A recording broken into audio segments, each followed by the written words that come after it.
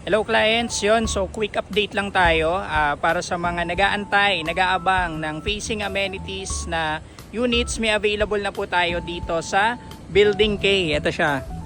Ito yung Building K, yung pa-turnover na natin na unit, and yung mga facing amenities sa harapan, yan, available pa po yan for 2 bedroom na 30.6 square meters.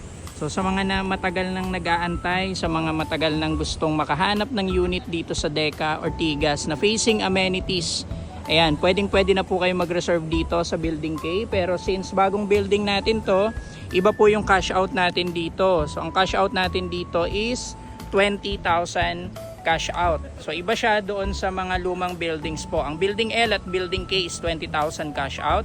And then from Building M hanggang Building R, 10,000 cash out pa rin po tayo. And for update lang din guys, pinalitan na yung sahig nung outdoor playground natin and then ng outdoor gym natin. So mas maganda na rito and mas safe na yung mga chikiting natin kasi para siyang semento na rubberized. So mas maganda siyang tignan na ngayon.